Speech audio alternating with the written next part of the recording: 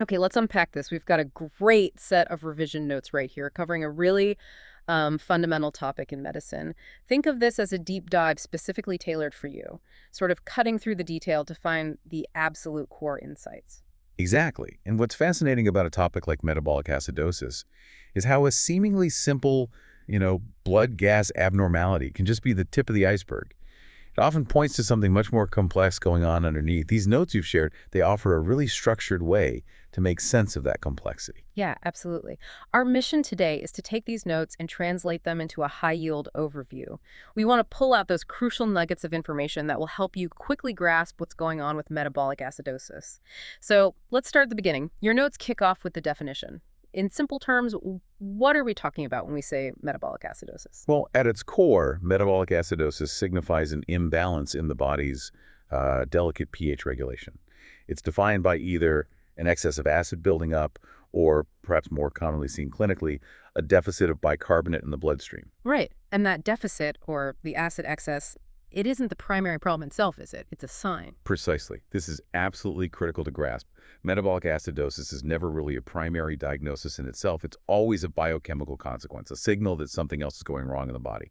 So finding that underlying cause, that's the real diagnostic challenge and, the key to effective treatment. Okay, and this is where a really powerful tool comes into play, right from your notes, the Anion Gap calculation. I see the formula listed. Na plus K plus Cl plus HCO₃. Why is calculating this gap so crucial? What does it tell us? The Anion Gap. Yes, it's your first major clue, really. It helps you classify the type of metabolic acidosis you're dealing with and immediately starts to narrow down the potential causes. The formula, it calculates the difference between the main measured positive ion sangations and the main measured negative ions, anions. And your notes correctly point out, which is important, that some labs omit potassium, which is to adjust the normal range slightly. Right. The notes give the normal range as 10-18 millimol or maybe 8-16 millimol if K plus is left out. So you need to know your local lab's range. Exactly. Now, if that calculated gap is wider than normal, we call that an elevated or raised anion gap. It tells you there's an accumulation of unmeasured negative ions floating around in the blood. These are often the culprits causing the increased acid load, things like lactate or ketones or acids from certain poisons. But if the gap is normal, it suggests the acidosis is more likely due to a direct loss of bicarbonate. And that loss is usually balanced electrically by an increase in chloride. Which is why it's sometimes called hyperchloremic acidosis. Makes sense. Precisely. Got it. So the Anion Gap immediately starts pointing you down one of two broad pathways for figuring out the cause. Your notes also list the definitive diagnostic criteria from an arterial blood gas, an ABG. Yep. To actually confirm metabolic acidosis on an ABG, you're looking for two key things. A pH less than 7.35. So acidotic. Acidotic, yes. And a bicarbonate level less than 22 millimol. That low bicarb is the metabolic part. And the body doesn't just sit there, does it? It tries to compensate for this acid load, like by breathing faster. It does, yes. That's the respiratory compensation. The lungs try to help out by increasing the rate and depth of breathing, hyperventilating, essentially. This blows off carbon dioxide, CO2, which is an acid when dissolved in blood. Reducing the CO2 helps nudge the pH back up towards normal. And your notes mention this compensation can be partial or even fully correct the pH sometimes. It can, although full compensation is less common if the acidosis is significant. But yes, partial or full, unless there's a concurrent respiratory problem stopping the lungs from compensating properly. And there's a way to check if that compensation is appropriate, right? The Winter formula. Yes, Winter's formula. It's a neat little calculation. Expected PCO2 equals 1.5 times the measured bicarbonate plus 8 plus or minus 2. PCO2, 1.5, HCO₃, plus 8, a nice to 2. Got it. That formula is really key for interpreting the ABG fully. You calculate what the PCO2 should be, given the level of bicarbonate. If the patient's actual measured PCO2 is much higher than what the formula predicts, well, that strongly suggests it's not just metabolic acidosis. So a mixed picture. Exactly, a mixed acid-base disorder. Metabolic acidosis plus a respiratory acidosis where the lungs aren't compensating properly, or maybe they're even adding to the problem. Your notes rightly highlight this. It's a critical step in teasing apart a simple compensated picture from a more complex mixed one. Okay, that makes sense. So we've defined it, got the diagnostic criteria, and the Anion Gap as our first major fork in the road. Let's turn to the causes themselves, the etiology. Your notes break this down initially by that anion gap. Yeah, and that's generally the most practical way to start thinking about the causes once you have that initial ABG result and have calculated the gap. So first, let's talk normal anion gap metabolic acidosis, often called hyperchloremic, remember, because chloride levels tend to rise to balance the lost bicarbonate. And your notes list things like loss of bicarbonate from the gut. Sounds like severe diarrhea, maybe certain fistulae. Exactly. Losing large volumes of alkaline fluid from the GI tract is a classic cause. Diarrhea is probably the most common one worldwide. Then you have kidney issues, specifically renal tubular acidosis, or RTAs. These are conditions where the kidney tubules themselves aren't handling acid or bicarbonate properly. Okay. And then there are some drugs, like acetazolamide, which inhibits bicarbonate reabsorption, or even conditions like Addison's disease. The key theme here is bicarbonate is being lost or not regenerated properly, but there aren't significant new organic acids accumulating, so the gap stays normal. Right. And on the other side of that coin, the raised anion gap causes. These are usually where those unmeasured anions we talked about are building up. Correct. Here you should immediately think about things like lactic acidosis. Is the patient potentially in shock? Sepsis? Hypoxic? Your notes also mention type B lactic acidosis, like sometimes seen with metformin, which isn't related to obvious tissue hypoxia. Good point. What else for raised AG? Ketoacidosis is a big one. Mm-hmm. Usually diabetic ketoacidosis, DKA, but also alcoholic ketoacidosis. Then severe renal failure, when the kidneys simply can't excrete the daily load of acids, plus phosphate and sulfate buildup. And poisonings. And importantly, yes, certain poisonings, things like salicylates, aspirin, methanol, wood alcohol, ethylene glycol, antifreeze. These metabolize into acids that contribute to the gap. I remember the mnemonic muddy piles for that. Muddy piles is the classic one, yes. Methanol, uremia, DKA, peraldehyde from formin, iron isonizid, lactic acidosis, ethylene glycol, salicylates. Your notes list the key ones clearly. It's pretty powerful how just calculating that one number, the anion gap, immediately sends your thinking towards these quite different categories of underlying causes. Your notes also classify causes pathophysiologically, sort of by mechanism. They do, and that's another useful way to frame it. Helps understand why the acidosis is actually happening at a physiological level. So you can think about it as one, an increased acid load, that's your lactic acidosis, ketoacidosis, or the poisonings adding acid. Two, excessive loss of GI bicarbonate. That's the diarrhea, the fistulae we mentioned, mostly falling out of the normal AG causes. Right. Three, impaired excretion of the normal daily dietary acid load by the kidneys.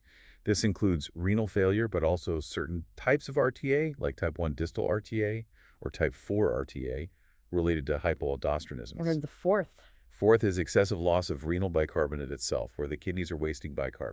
That's characteristic of type 2 proximal RTA, or the effect of drugs like acetazolamide. So you can see the overlap there. For instance, GI bicarb loss is a pathophysiological mechanism and typically results in a normal AG picture. Renal failure involves impaired acid excretion and usually gives you a raised AG because other anions like phosphate build up. Exactly. Understanding both frameworks, the AG classification and the underlying pathophysiology, helps you build a more complete mental map when you're faced with a patient. It connects the biochemical fingerprint, the AG, with the actual physiological process that's gone wrong. Speaking of causes, your notes mention that risk factors are, well, pretty dependent on the cause itself. Which makes perfect sense, doesn't it? The risks for developing metabolic acidosis are really the risks for developing the conditions that cause it. Right, like for DKA. For DKA, it's things like poorly controlled diabetes, maybe someone stopped taking their insulin, or they have an intercurrent illness, an infection driving up stress hormones and glucose. And for lactic acidosis. Could be risks for severe illness like sepsis, risks for shock, underlying liver disease perhaps, or exposure to certain medications like metformin, especially with kidney impairment. It all traces back. Let's just quickly hone in on the core pathophysiology again. What exactly is happening at a sort of cellular or system level to actually make that pH drop? Yeah, the notes simplify this well. It's fundamentally about tipping the scales of the body's acid-base balance. You're either dumping too much acid into the system that's increased production or intake, Okay. or you're failing to get the normal amount of acid out that's impaired excretion, usually by the kidneys, or you're actively losing the body's main buffer against acid, which is bicarbonate. From the gut or kidneys. From the gut or kidneys, exactly. Any of these mechanisms, or sometimes a combination, upsets that delicate ratio between acids and bases. You end up with a relative excess of hydrogen ions, and that's what directly lowers the blood pH. And the body's attempt to compensate by breathing faster. Small breathing. That increased breathing, small respiration, is a crucial physiological response, trying to counteract the change. But it's often not enough to fully correct severe metabolic acidosis on its own. Okay, so we know what it is, how to classify it using the anion gap, the kinds of things that cause it, and the basic mechanics. How would you actually see this? Or identify someone who might have metabolic acidosis? What are the clinical clues we should look for? This is vital because, as your notes point out, the symptoms are often quite nonspecific. They're generally more a result of the underlying condition causing the acidosis or the effect of the low pH itself on various organ functions, rather than being unique to metabolic acidosis. So what might you see or hear? Well, the most characteristic sign, if present, is that rapid, deep breathing, the small respiration we mentioned. That's the body visibly trying its best to blow off CO2. And the notes also list things like fatigue, confusion, nausea, vomiting, even abdominal pain. Yes, all of those are common. They're pretty general symptoms, aren't they? In severe cases, you might see altered consciousness progressing towards coma, cardiac arrhythmias due to the acidosis and associated electrolyte shifts, or even signs of shock like low blood pressure. The notes highlight that these symptoms can be subtle initially, but they become more profound as the acidosis worsens. And it's worth noting, as mentioned in the material, that nonspecific things like vomiting or just being off their food might be particularly noticeable in children, maybe presenting with gastroenteritis leading to bicarb loss. And critically, what else could be causing similar symptoms or blood gas changes? What's the differential diagnosis here? Good question. You always need to consider other acid-based disorders. Could this actually be a primary respiratory acidosis, maybe someone with severe COPD retaining CO2? Or could it be a respiratory alkalosis causing some symptoms? Or, as we discussed, a mixed picture? So not jumping to conclusions. Definitely not. Your notes rightly remind us that a comprehensive evaluation, including careful interpretation of the full ABG and the clinical context, is essential to distinguish pure metabolic acidosis from these other states. Okay. And since the symptoms themselves are often so nonspecific, I imagine the patient's history and the physical examination become absolutely key to figuring out the cause. Absolutely crucial. Your notes list some critical historical points to ask about. Any known history of diabetes, kidney problems, maybe even a family history of these. Right. Ask about recent severe diarrhea or vomiting, what's their nutritional status like, and always ask about medications prescribed, over-the-counter supplements, and any potential toxin exposures. Especially if the AG is high. Especially then, yes. And look for red flags. Your notes mention specific ones like visual disturbances, ringing in the ears, tinnitus, or dizziness, which might specifically point toward certain poisonings like salicylate or methanol. And then on examination, beyond the vital signs like low blood pressure or a fast heart rate, what are you looking for? Assess their level of consciousness carefully. Is there lethargy, stupor, even coma? That suggests severity, particularly concerning suspected poisonings. Look for signs of dehydration, dry mucous membranes, poor skin turgor. Can you smell anything? Sometimes, yes. Can you smell ketones on the breath? That classic fruity smell points towards DKA. Listen to the chest. Are there crackles suggesting heart failure or signs of pneumonia may be driving sepsis? And confirm that breathing pattern is at truly deep and rhythmic, the Kussmaul breathing. The notes also mention looking for signs of chronic acidosis in children, like poor growth or bone problems like rickets. And again, very specific findings in certain poisonings like those retinal changes in methanol toxicity or neurological signs like seizures with ethylene glycol. That clinical detective work is what guides your investigation strategy. Which brings us neatly to investigations. You suspect metabolic acidosis based on the clinical picture. What tests do your notes say are absolutely essential right at the start? Okay, the initial workup needs to include an arterial blood gas, ABG. That's non-negotiable to confirm the low pH and the low bicarbonate. That gives you the diagnosis. It confirms the diagnosis, yes. Then you need electrolytes, sodium, potassium, chloride, and bicarbonate, often reported as total CO2. You need these to calculate that crucial anion gap. Okay, ABG, UNEs. Serum lactate is vital. Lactic acidosis is a very common cause, especially in sick patients, so you need to check that early. And renal function tests urea and creatinine to assess kidney health, as renal failure is another major cause. So the ABG confirms the diagnosis of metabolic acidosis, and then immediately the Anion Gap calculation helps you classify the likely type of cause. How does that work in practice, thinking about the details in your notes? Right. This is where the AG really earns its keep, guiding your next steps. Once you've calculated the AG, if it's elevated or raised, your notes are pushing you towards thinking about. Lactic acidosis is the lactate level high, clinical signs of shock or sepsis. Ketoacidosis is the blood glucose high. Are ketones present in blood or urine? History of diabetes or alcohol abuse. Renal failure, are the urea and creatinine significantly elevated? Hmm. Or poisoning, is there a history or suspicion of ingestion, like salicylates, methanol, ethylene glycol? So you'd specifically order tests like blood ketones, maybe lactate. If not already done, check the renal function again. Exactly. You target your next tests based on those possibilities. Now, if the Anion gap is normal, your notes direct you towards thinking about bicarbonate loss. Is there a strong history of severe diarrhea? Or maybe a known GI fistula losing alkaline fluid?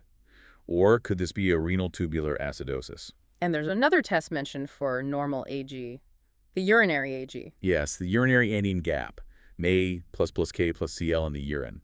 This can be really helpful in differentiating the cause of a normal AG acidosis. Generally, if the cause is GI bicarbonate loss, like diarrhea, the kidney should still be trying to excrete acid, resulting in a negative urinary AG. But if the cause is renal itself, like distal RTA, the kidneys can't excrete acid properly, leading to a positive urinary AG. That's clever. A great example of how one test result logically leads you to the next investigation to narrow things down further.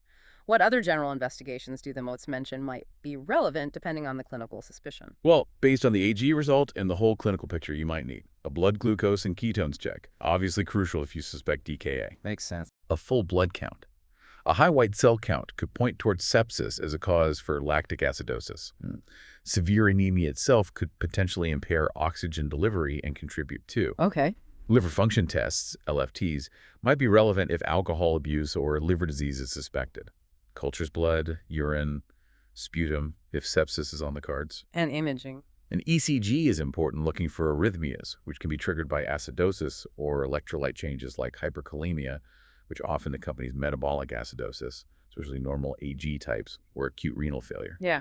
And a chest x-ray might show pneumonia, signs of heart failure, or occasionally ingested toxins if they're radio-opaque, like iron tablets. Right. And then there are even more specific tests for particular causes, especially the poisoning. Yes, for suspected specific poisonings like methanol or ethylene glycol, your notes highlight calculating the osmotic or osmolar gap. This compares the measured osmolality of the blood with the calculated osmolality based on sodium, glucose, and urea. A large gap suggests the presence of other osmotically active substances like those toxic alcohols. You'd also want specific plasma lactate levels if lactic acidosis is suspected. Levels 5 mmol usually indicate significant lactic acidosis. And if you suspect specific ingestions, you can measure plasma salicylate levels or iron levels. Your notes give toxic thresholds for these. And even urine microscopy. Yeah, looking under the microscope at the urine might reveal characteristic crystals, like oxalate crystals, which are suggestive of ethylene glycol poisoning. It's all about targeted investigation based on suspicion. Wow, that really is a comprehensive investigative process laid out there, moving logically from the initial broad findings like the AG down to very specific tests based on the likely underlying cause. It has to be. You're not just confirming acidosis. You're really building a case for why it's happening, because that's what determines the treatment. Absolutely. So once you've confirmed the diagnosis and ideally you've identified the cause, what's the management approach? Your notes really seem to stress one main thing above all else. They do, and it's the absolute cornerstone. The single non-negotiable principle of managing metabolic acidosis is you must treat the underlying cause. Everything else is essentially supportive or temporizing. But there are general stabilizing steps you'd take immediately, right? Especially if the patient is very unwell. Oh, definitely. The notes list those crucial initial steps. Rapid assessment, get senior help involved quickly, perform those initial investigations promptly, and start close monitoring continuous ECG, oxygen saturation, blood pressure, heart rate. You need to consider securing the airway early if their conscious level is dropping or breathing is inadequate. Intubation might be needed. Get good IV access, maybe a urinary catheter to monitor output. And importantly, initiate specific antidotes or treatments if the cause is identified early and there's a specific therapy like starting insulin for DKA or giving an antidote for a known poisoning while involving specialists. Okay. What about correcting the acidosis itself? Is there a role for giving bicarbonate? That's a common question. Your notes mention sodium bicarbonate and also renal replacement therapy, things like dialysis, as potential ways to directly raise the blood pH and bicarbonate level. However, routinely giving bicarbonate is actually quite controversial and isn't always needed or even helpful. It can have risks like fluid overload, worsening intracellular acidosis in some situations, or overshooting into alkalosis. So it's not a standard fix. Not usually, no. The notes emphasize that specific therapy for the cause is paramount. While correcting severe, life-threatening acidosis, say a pH below 7.1, might sometimes be considered, usually under specialist guidance, the main focus must remain on addressing the source of the acid or the loss of bicarbonate. Fix the underlying problem. That makes total sense. Fix the leak. Don't just keep mopping the floor, right? Yeah. So how well do people tend to do with this? What's the prognosis generally like? Well, as you might expect, the prognosis is incredibly variable. As your notes highlight, it depends entirely on two main things: the severity of the acidosis itself, and, crucially, the nature of the underlying cause, and how quickly and effectively you can treat that cause. Mild cases, maybe due to easily reversible causes like moderate diarrhea that gets treated, often resolve completely with a good outcome. But severe cases, or those caused by very serious underlying conditions like overwhelming sepsis or certain untreatable poisonings, obviously carry a much poorer outlook. Time is critical. And if it's not managed properly or promptly, what are the potential complications? What can go wrong? The notes list a few scary ones. Yes, untreated or severe metabolic acidosis can unfortunately lead to significant downstream problems. Worsening electrolyte imbalances, particularly potassium issues. It can impair the function of vital organs, the heart, the kidneys, the brain, potentially leading to organ failure. It can contribute to cardiovascular collapse and shock. It can trigger life-threatening cardiac arrhythmias. And ultimately, if uncorrected, it can lead to death. Yeah, that really reiterates the critical importance of timely diagnosis and effective management, focusing on that underlying cause to prevent these severe outcomes. A stark reminder of why getting to grips with this topic is so important for anyone in medicine. Well, we've really covered the key ground from your notes today, haven't we? We've unpacked the definition, understood how the anion gap is that primary tool for classification. Fast first fork in the road. Exactly. Explored the diverse causes from both the AG perspective and the pathophysiological mechanisms. We looked at the clinical picture, often nonspecific, highlighting the vital importance of a good history and examination. We detailed the investigation pathway, starting with those initial bloods, ABG, electrolytes, lactate, renal function, and moving to more targeted tests based on the AG and clinical clues. And we've really stressed that fundamental principle of management: find and treat the cause. So thinking about all this, what does it really mean for you, the listener? Perhaps the key takeaway is recognizing that metabolic acidosis is essentially a medical puzzle. That low pH and low bicarbonate reading on the ABG, that's just the first piece. The Anion Gap calculation is the next crucial piece that directs your search. Then, applying sharp clinical skills history, examination combined with logical, targeted investigations, all guided by your understanding from revision notes like these, helps you ultimately solve the mystery. You uncover that hidden underlying cause. It really is a powerful diagnostic process to master, built on basic physiology and chemistry. Absolutely. Hopefully this deep dive has helped solidify these key points from your notes. Maybe as you review, take another look specifically at those anion gap categories, normal versus raised, and how knowing that immediately gates the differential diagnosis for you. It's a really high-yield concept. Thanks for joining us for this deep dive. We hope it's been a really useful, high-yield session for your revision.